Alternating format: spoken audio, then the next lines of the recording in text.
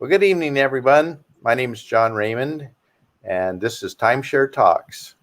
And this evening, I have along with me Wayne Robinson and Irene Parker.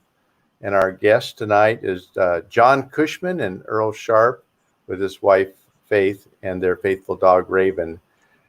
And I've been in this timeshare business for over 20 years, helping people buy and sell timeshares. I own timeshares myself. I've helped a lot of people sell and buy timeshares. And those that I can't help, I have been referring them to a book written by Wayne Robinson. And he gracefully gave me this gift this week so that you can see everything about timeshares. And this is his 2021 edition of his book. So anyone who's looking into the timeshare world, whether it's to buy one or to sell one, you really should take a look at his book. Buy it on Amazon. The information will be below in the information box. Hopefully you'll subscribe so that you can get more information about what we do to help people have dialogue with their resorts and to help create a secondary market for selling timeshares. With me also is Irene Parker, is a good friend and a person that's helped a lot of people sell their timeshares. And I met John Kushman just the other day. He's a timeshare reseller just like myself. He and I have both had the same experience of identity theft with our businesses. He and I have had the same experience of talking to countless, maybe hundreds of people who have been tried to sell their timeshare and they've been scammed by somebody who said they could help them out of their timeshare. And so not only does he sell timeshares, but he has the Timeshare Scam Hotline on his website, and he has well over 100 listed scams. And I'd like to hear from John. And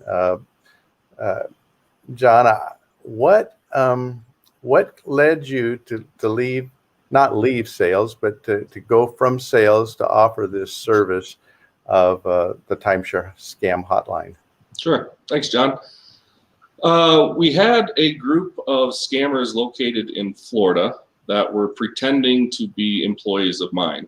So they were calling timeshare owners and claiming to have a buyer for their timeshare or a renter for their timeshare, and they would just require some sort of closing costs in order to finalize the deal before they get paid. So we were getting calls from timeshare owners claiming or saying, where is my proceeds from my sale, or how is the closing going? I sent my money to your satellite office in Florida, and we do not have a satellite office in Florida. We never have. We're located in Bozeman, Montana. We've always been located in Montana. We have no intention of opening up satellite offices in Florida or anywhere else. So we put a little blurb on our website saying, attention if you're contacted by someone claiming to work for resort closings or timeshare specialists. Please note that we have no employees outside of Montana. We started receiving phone calls from other timeshare owners just inquiring whether the transaction they were a part of was legitimate. So we started fielding phone calls from timeshare owners all over the place. It started out more in the United States with a similar scam to the scammers who were pretending to be me, saying they had a buyer for my timeshare. I just needed to go to Walmart and get a green dot card and scratch off the numbers on the back and then tell them those numbers over the phone to start the closing process or to pay some sort of fees. So we decided to catalog all of these known scammers so others could potentially find them before falling victim of the same scam. And it morphed into, like you said, over 100. I think we have 117 on the list now. Wow. With another at least 30 that I haven't added in the past few weeks. And these scam operations have gotten really good, and they're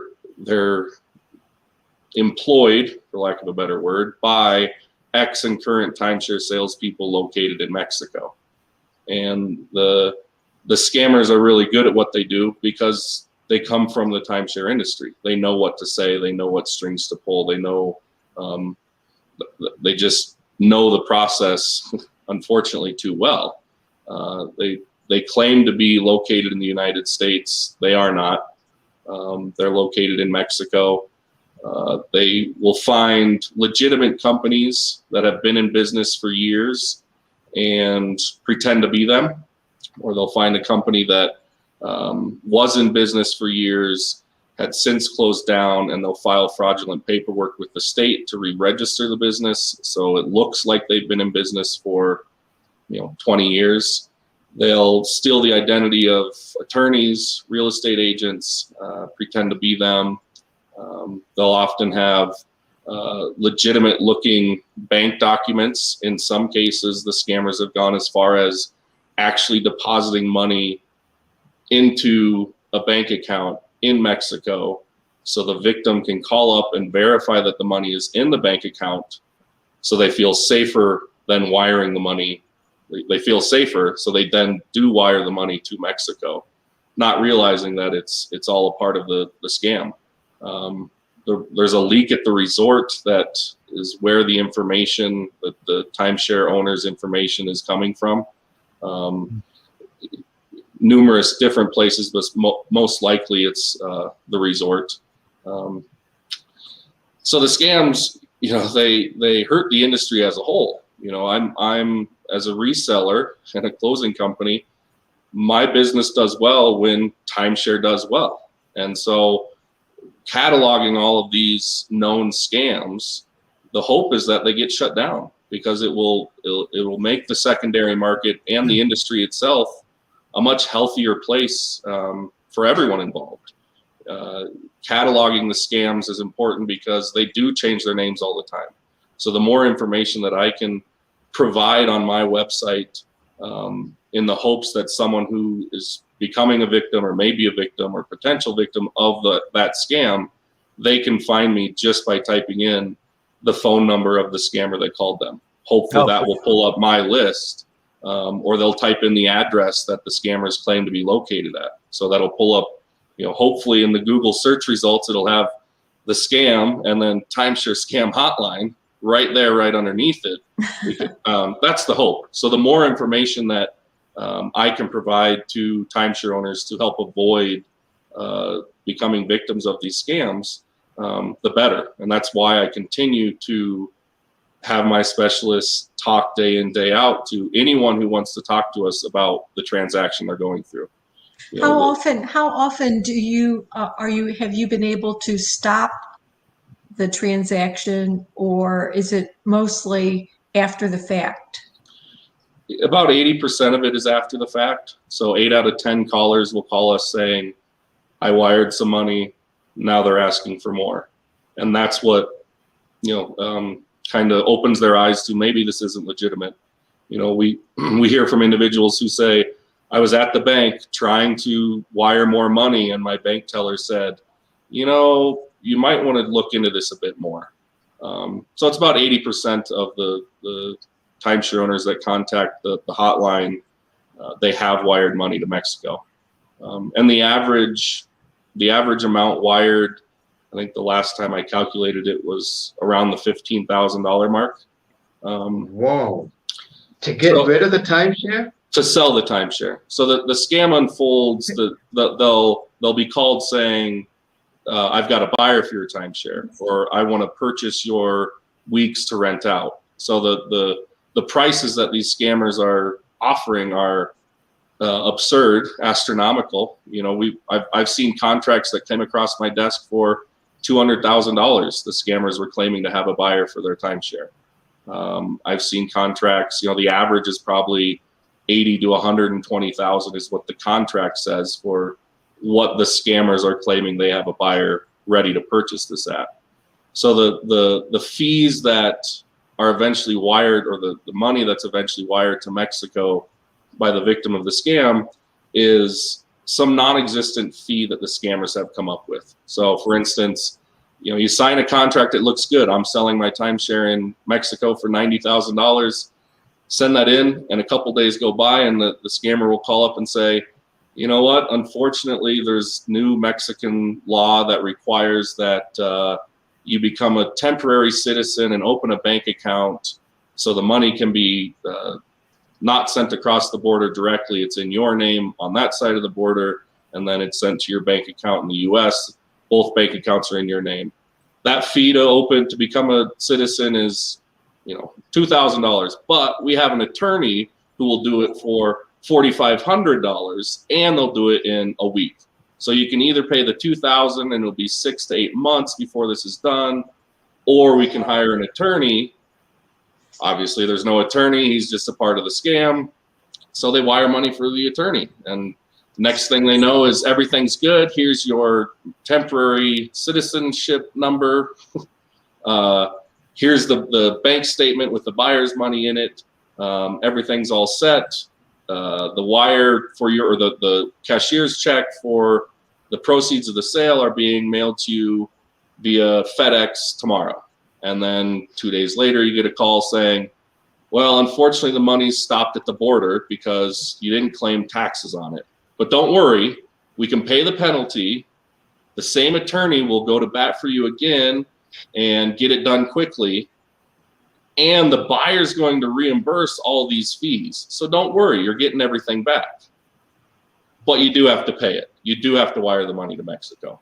So Faith, can you, I remember you telling me that you had someone from where you worked actually called what was supposedly the bank? Yeah. Listening to John, it's just us all over again. That's exactly what happened to us. I work at a university, and I have a international student that is from Mexico, so he speaks Spanish, obviously. And so we Googled the number of the bank rather than using the number that was on our documents, called that number. He spoke to whoever he needed to speak to, and she confirmed that the money was in the account. So that made us feel a little bit better. Like, I want to kick my ass every time I think about it, though. Yeah. So yeah, that's part of the. Those that got away with $15,000 were lucky. We lost 57,000 American. Yeah. So. Wow. I know that if the viewers will go back to one of our previous shows, they'll be able to dial in and listen to what happened to you. So we're glad you're back again. There was the star of the show was Raven, and he must have taken off again, huh? I have a question for John Kushman. How do people get to you? How do they hear about you? And also, how do they distinct you from others who might be scams? How do they make that distinction? You know what I mean? Yeah, sure. Our website, Timeshare Scam Hotline, unfortunately, it's self-funded, so we don't do any advertising just yet. The plan is to eventually do some sort of campaign to get the word out there. So far, it's just been organic search results from having all of the information about the scammers. So the reason we pop up when you type in timeshare scam is because all of the traffic that we've gotten to our website is victims or potential victims of these scams. The longer they spend on my website, the more Google says, you know what, this thing might be relevant, and keeps popping it up. So, if you type in timeshare scam, we're going to be, one of the first to pop up, if you're that generic. If you type in a name of one of the scam organizations, typically it will be the third or fourth search results. If it's significant, or if it's an older scam, not very new.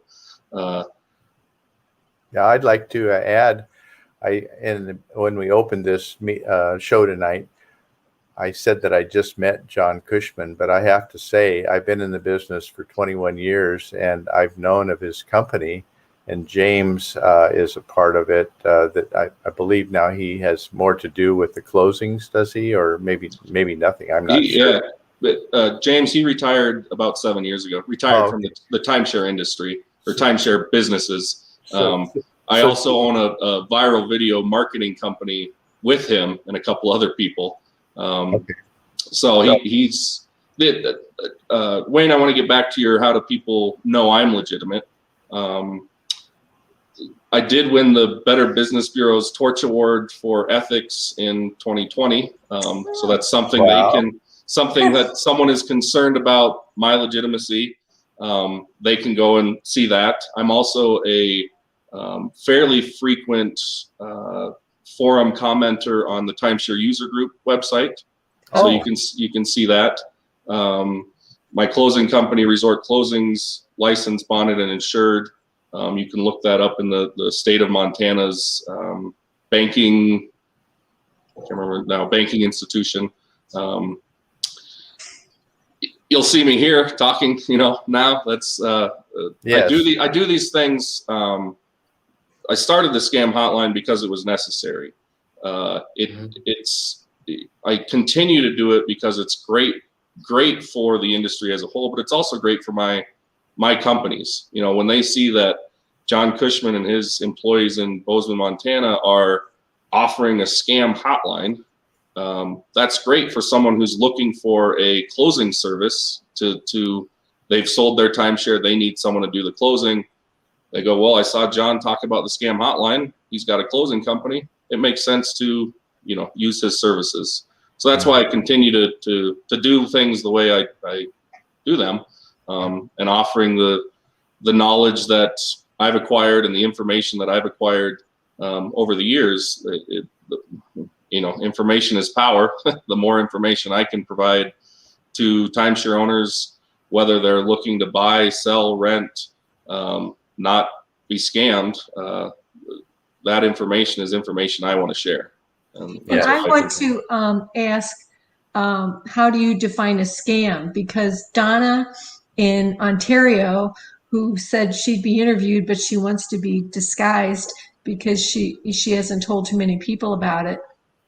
She contracted with Timeshare Elimination, Timeshare Elimination Team, I think. And she owned at Wyndham Carriage Hills or Carriage Ridge, and there was no way anyone could get you out of a carriage timeshare. And as a result of that, a group of volunteers, and we'll have one of those on as an upcoming guest, they sort of forced the issue, and both of those resorts are going to be closed.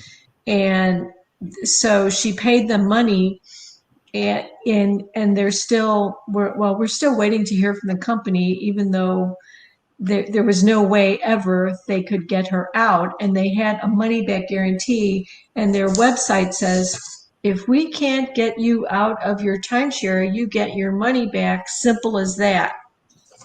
But it was way beyond. Now, would they make your list? They would not make our list in this scenario. Our list is specifically for scam operations who are claiming to have a buyer for your timeshare. Our list is not a list of companies that are legitimate that just may not be very good at what they do, or maybe providing services that are subpar, or our list is specifically for scammers posing as legitimate companies or posing as individuals that they are not, stealing identity, pretending to be an attorney or a real estate agent, or pretending to be the resort.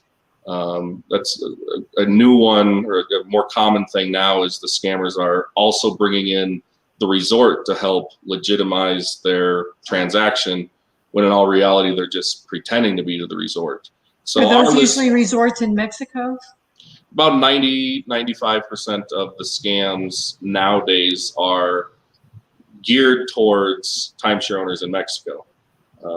unfortunately, or owners of timeshares in Mexico, unfortunately, the scammers don't care where you own. So if they've got your information and you've got a timeshare in the US, they're happy to have a buyer for that timeshare as well. They're happy to ask you to wire money to Mexico for no good reason as well. But most of the transactions, the scams we hear about are timeshare owners who have a timeshare in Mexico. And I received a call from a Canadian banker, and they said they had a concern that one of their clients wanted to wire money to the Dominican Republic. And they gave me the name of the resale broker, who's a perfectly honest resale broker. And they gave me the name of the company. And I looked it up on BBB, and it had like an A rating, but it wasn't her company. And when I called her, she was horrified and found out that her identity had been stolen, and she's part of the same honest network of resale brokers that John Kushman and John Raymond is a part of. So I think this is such useful information. And Wayne, I don't know if you have anything more to add about having worked so much in the Mexico and the Caribbean, if you're aware of these people that are involved with the resorts that are also involved with the scam artists. When I worked in Mexico, as opposed to the United States and Canada, I would say they're the most creative management. It's just a scam in Mexico for the most part. I would say probably 99% of the resorts are scammers. And the salespeople, and I've had run-ins with them, and I've quit resorts.